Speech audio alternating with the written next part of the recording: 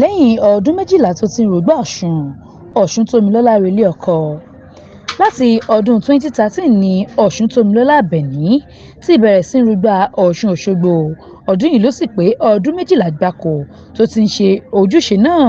Ohun kan pàtàkì nípa ìgbà yìí ni pé ẹni tí ò rú kò gbọdọ̀ mọ ọkùnrin rí, ìyẹn ni pé wúńdíá ló gbọdọ̀ gbé igbá ọ̀hún. Ọjọ́ àṣekágbá ayẹyẹ ọdún Ọ̀ṣun Òṣogbo tó máa ń wáyé lọ́dọọdún ni arúgbá yóò gbé igbá náà rù, yóò rù sórí pẹ̀lú onírúurú ìpèsè tó wà nínú rẹ̀ láti ààfin Àtaọ̀jà títí dé odò. Bó bá ti ń lọ ni oníkálùkù á máa béèrè ohun tí wọ́n bá fẹ́ lọ́dọ̀ Ọ̀ṣun ọlọ́mọyọyọ.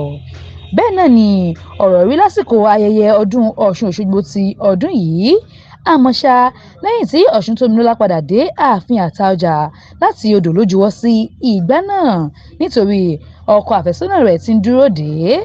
Láti ọjà ọba nílùú Òṣogbo ni wọ́n ti ń fi omi sin Àbẹ̀ní lọ sí ilé Àràbáwo nílùú Òṣogbo, ìyẹn olóyè Ifáyẹmí Ẹlẹ́bùúbọn.